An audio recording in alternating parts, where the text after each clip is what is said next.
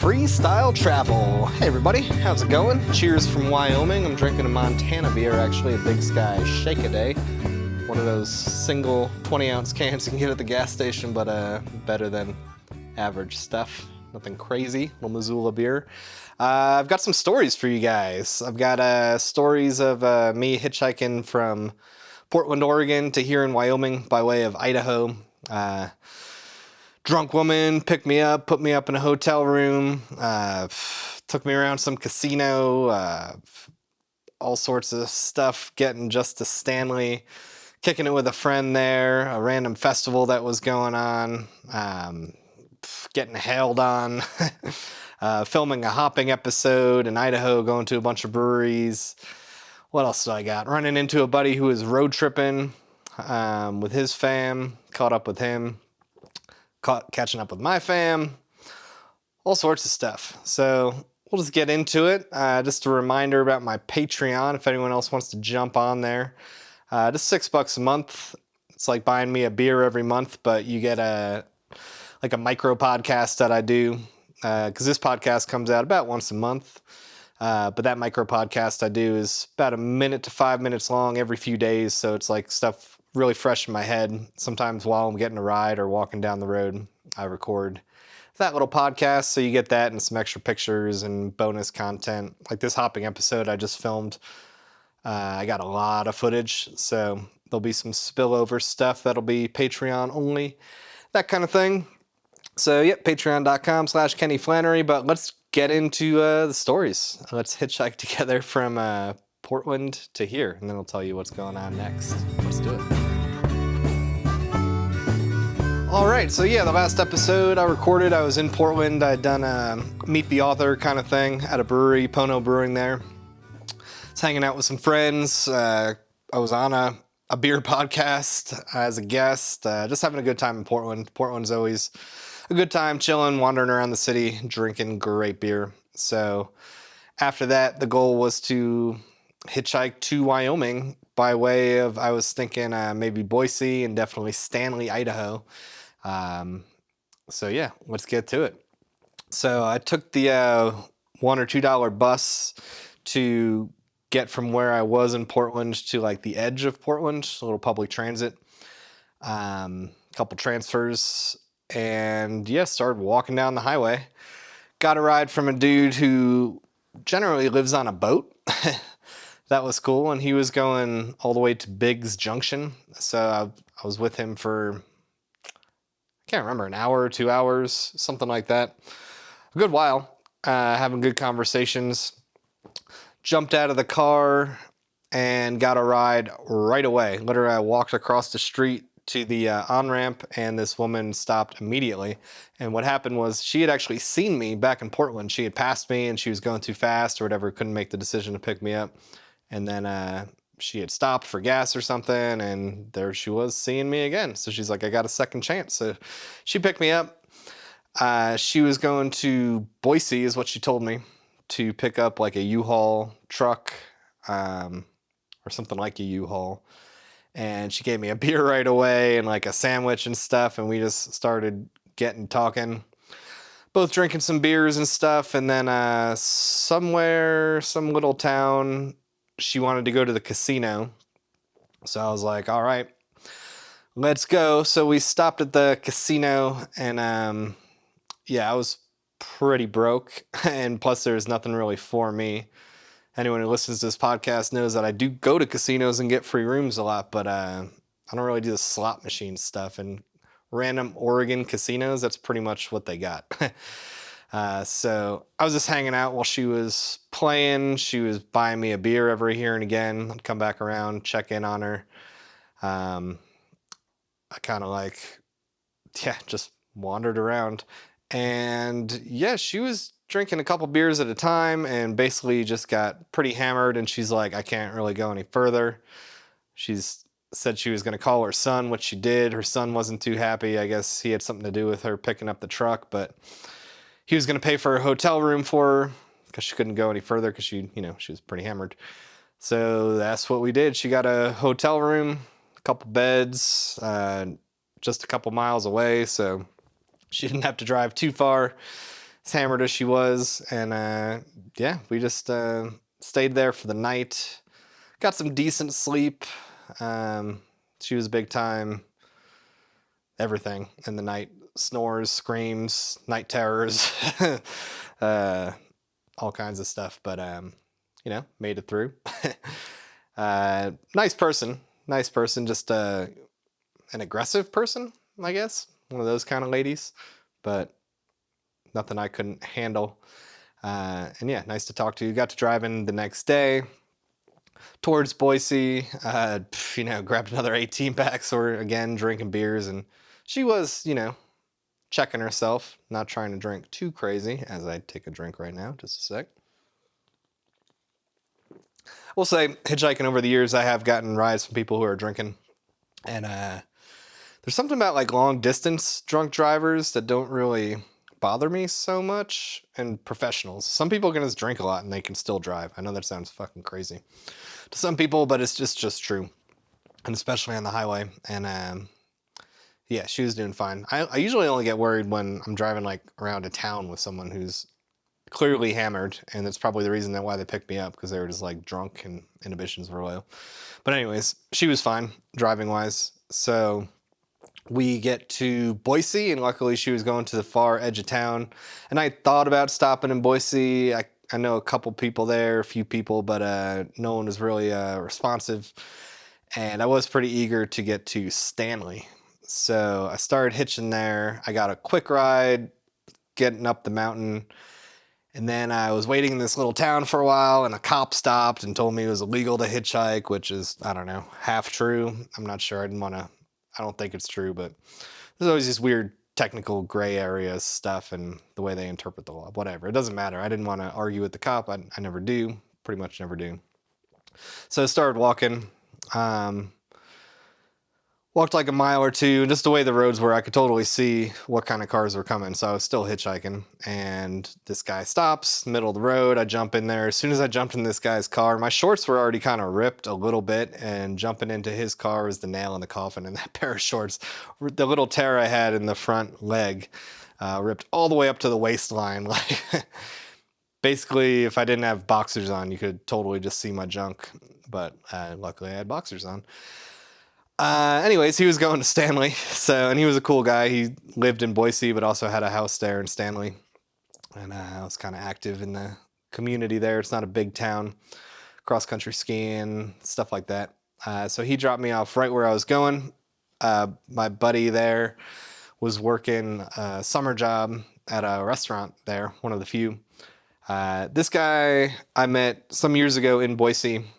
I went into a bar, and he was the cook there, saw my backpack and started talking about travel, and became friends. And I think he put me up that night, and definitely over the years, whenever I go to Boise, I'd hit him up and we'd go drink a bunch of beers. He was is a gem hunter. So we go find some rocks and go to some cool places. Just every time I see him, it's always a great couple days, one night, a few nights, whatever it is that I'm in Boise. So yeah, I was pretty excited that he was in Stanley, because I was like, oh, something's got to be going on. Like, you know, a little summer job in a kind of a tourist town like that, it's got to be, just seems like fun. It's got to be a good crowd. And I was right. There's some housing right next to the restaurant where he works, and he already had a girlfriend up there who was like a nanny, involved in, you know, sort of the restaurant a little bit-ish kind of too, the other people that I met. So just a bunch of cool people. And there just happened to be like a music festival going on in Stanley, so that was all bleeding out into the bars and stuff. So I ended up kicking it in Stanley for, I don't know, 3, 4, 5 days, something. I kind of lost track. Let me drink a beer here. But super fun. Yeah, just a lot of partying every night, pretty much. And during the day, he had to work, so he let me borrow his truck on those days. So I was just driving around to different lakes and trails and rivers and views and just checking stuff out during the day. Super cool that he let me borrow his truck for that. Not that I was going too far, just, you know, 5-10 miles in either direction, but super cool. And yeah, just every night just partying it up and having a good time. Super nice dude, real cool. artistic kind of guy, and just super fun to be around. I'd been looking forward to it, and yeah, lived up to my expectations. So yeah, and he even gave me a pair of shorts. He had an extra pair of shorts, replaced the ones that I ripped.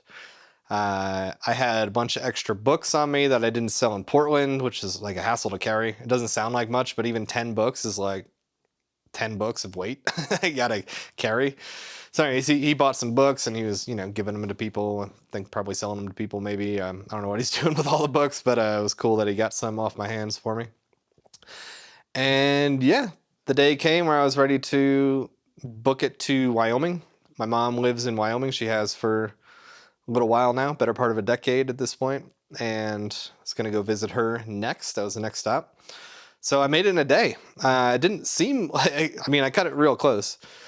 So I started hitchhiking out of Stanley, one quick ride. Some dude who's like just going to a campsite, and he's like, if you're still here when I'm done, I'm going to Blackfoot or whatever, closer to Idaho Falls. So waited, got another ride from a different dude, and then walked for a while, got caught in a rainstorm. And then the dude who said he was going to give me a ride, I watched him just pass me. And I wasn't sure if he definitely saw me, but it was sort of sketchy. He had a big old trailer, so I'd like to give him a pass that maybe it was too hard for him to stop, or he was afraid he couldn't get pulled all the way over or something. But anyways, he passed, and I've been walking for like a couple hours at that point, getting rained on off and on. I was like, God damn, there goes that little backup plan. But lo and behold, as always, got a ride anyways. Different guy picked me up. He dropped me off in some town in a hailstorm. Luckily, it was there was a gas station, so like I got soaked in like the 1 or 3 seconds it took to get from his car under the cover. That's how like crazy it was hailing. It wasn't like ping pong balls, but it was like popcorn, size hail. After it was a beautiful day earlier. So I waited it out. It's just one of those things, 20, 30 minutes, and it was sun coming out again. Got a ride from pretty much a bus, like a mini school bus kind of thing with a family in there. And they were just going up the road where they also had a house, like literally just up the road, a couple miles. But then they're like, screw it, we can go to Idaho Falls. I think they're going to go there in the next couple days anyway. So they're like, we'll just go now since you're here and giving us an excuse. So that's what they did. They gave me a ride to Idaho Falls. I got a quick short ride from a local guy. And then a woman who was going to some hot springs. She went out of her way to get me to Swan Valley, which is like, I don't know, less than a 30-minute drive from my ultimate destination of Alpine, Wyoming. And the sun set, the sun went behind the foothills, and pretty much at the last possible moment, I got a ride from a guy who, I don't know, he was a little bit vague. He was going to Arkansas, though. Take another sip of beer.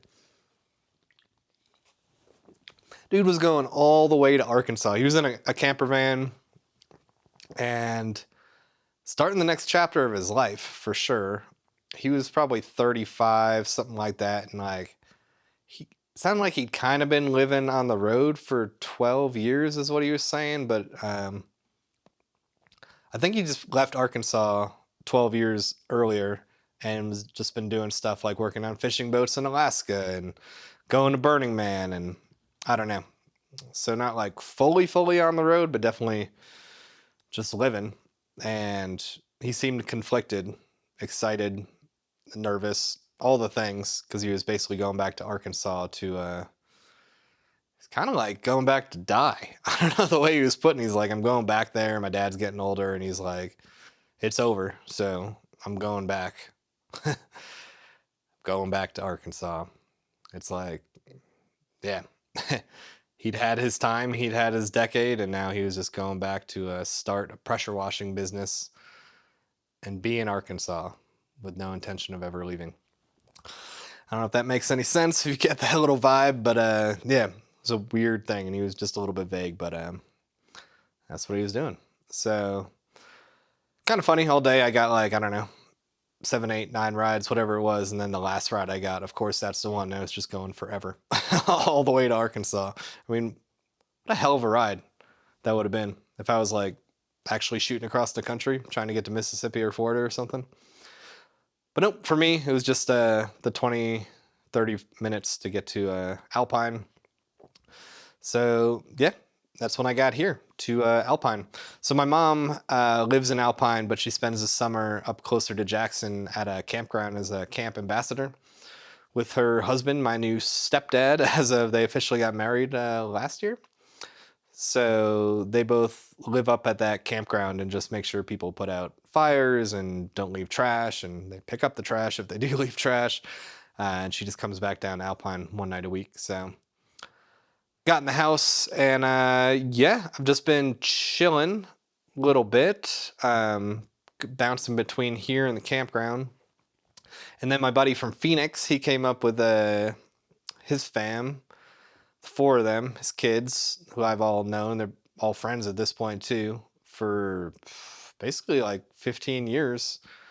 Just about when I started traveling. I met him on couch surfing back in the day, and we've just been friends ever since. So, and I've seen him all over the place, kind of. And so that was cool. He was road tripping up.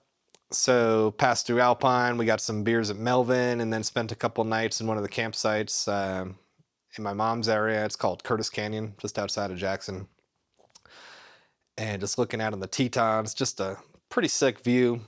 Definitely posted some pictures and some drone footage on Instagram at Hobo Lifestyle, so you can check some of that stuff out. It was pretty cool, and it was good to see him. And he continued on towards like Montana. He had a brother up closer to Missoula. He's going to Glacier. Take another sip of this Montana beer. So yeah, he took off, and basically I had Iowa on my mind. Going to see a friend there, Liz Stewart. She's been on the podcast at least twice, maybe 3 times, and I'll definitely do an episode with her, but I'll get to that in a minute. But then there was, so a year or 2 ago, my mom is the editor for this Jackson Hole Traveler. It's like a website. They also do a print like visitor guide in the area. And they had seen some of my hopping episodes, specifically the ones that I'd done around Jackson, and all the drone footage especially. And they ended up paying me to do like a video for their website showing off all the Jackson breweries. This is like a year or 2 ago. And they had mentioned they wanted to do something in Victor and Driggs, which is just over the pass in Idaho. And there's like a growing amount of breweries there, cidery, distillery.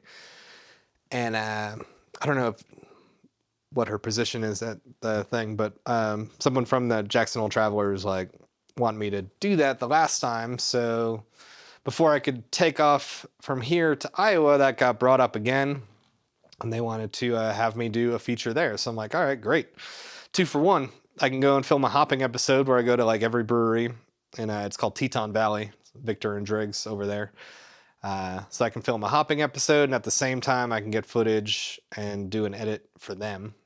So that worked out perfect. And my mom, being the editor, she is pretty much going to write the article. So there's going to be an article or, blog post, whatever you want to call it, with an accompanying video that I'll be making. So I'm like, all right, I'll stick around for that. Get paid to do something I kind of want to do anyways. So this was just 2 or 3 days ago. My mom came down from the campsite, scooped me up, because I was prepared to just like hitchhike over there and, do it the way I usually do it, just hitchhiking and wandering. But this made it easier and more fun. It's kind of funny because my mom hasn't had a drop of alcohol since the 1900s, literally. And she's going around with me to, 4 or 5 breweries, a cidery, which was kind of one of the highlights of the thing, and a distillery. So it was a super fun day, a lot to drink. Started with the distillery, that kind of went way long. Got a whole tour that we didn't totally need, but really friendly people there, and tasted their vodka and single malt at the end. Super good. Went to Grand Teton Brewing, which is kind of one of the older breweries around there. They invented the glass growler over there. Crazy, huh? It had to come from somewhere. That's where it came from. It's 2 brothers who started Grand Teton Brewing back when it was called Auto Brewing. And there was a tin growler from Germany. If you see a picture of this thing, it looks like a stupid bucket. I can't imagine it being sealed properly or anything. So they found a way to make it into a glass in the growler that we all know and love today. That's getting replaced by can growlers. So there you go. Anyway, so went there, sat down with the brewer, went over to High Point Cider. Really good cider. I don't drink a lot of cider, so I appreciate it when it's really good. And this guy is like dry hopping his cider with mosaic hops, one of them, and that was super good. Real friendly over there. Went to Citizen 33 is another brewery up there. There's a Thai restaurant, Teton Thai, and there's a guy brewing out of there. Only a few beers, really small system, but again, really friendly. And we got some like free food on top of the beer and stuff, which made my mom happy, because before that all she'd had was a root beer from Grand Teton Brewing, which is also reportedly pretty good. And yeah, I'm just getting drone footage all over the place, doing sit-down tastings with these people. And yeah, finally there's just like a couple more breweries that we just sort of skimmed by. Wildlife. And yeah, came on back. So now I've just been sticking around to try to get that edit done before I hit the road, because I know once I hit the road, I'm going to be, you know, going. And who knows what's going to happen when I get to Iowa. I'm just going to be stacking on extra footage and stuff. So I really just wanted to get that done before I leave. So I did. Actually, I got the rough cut of at least a 60-second thing I'm doing for Jackson Hole Traveler done today. I'll probably polish it up tonight. And yeah, well, now I'm getting into the future. You know what that means. I got to play that little transition music, and then I'm going to tell you what I think is happening next. So I'll take a sip of beer and we'll do it. All right. So yeah, I got that video pretty much done. Not the hopping video, because that's going to take much longer to edit, because that's going to be more than a minute. And I am going to leave either tomorrow when I wake up, or maybe I'll stay an extra day or two. But I'm pretty eager to get to Iowa, and I'm pretty much wrapped up here. So unless I feel like I want to get some extra editing done or something, I'll probably hit the road tomorrow. Might be meeting some girl tonight. I had like a random date at midnight the other night. Actually, it was after I had drank at all those breweries and the distillery and the cidery, spent that whole day just drinking. I then met some girl at midnight at like a dive bar around here. Super random. I don't know. So don't expect that to become anything, but that might keep me in town an extra day. And yeah, so Iowa's the thing. So I'll be hitchhiking there. It's a 14-hour drive to a 15-hour drive. It's one of those hitchhikes that I'm kind of looking forward to, because it's a weird one. Like there's 4 or 5 or 6 different ways to go. There's no like obvious way to go. I mean, I could go down to I-80 and over. I can go up to Hoback Junction and over. I can go up through Jackson and over. I think I know the way I'm going to start, but literally 30 miles is the first point where I can go one of 2 ways, and I'm going to kind of leave it up to what rides I get, and then just keep going from there. And it'll be an interesting one. Very, very interesting, because also there's potential for like lonely roads, you know, not a lot of traffic. I could end up going through Montana, South Dakota. I don't know. I'm kind of stoked for it. But if rides are coming quick and somewhat direct, it could be a 2-day deal to get to Iowa.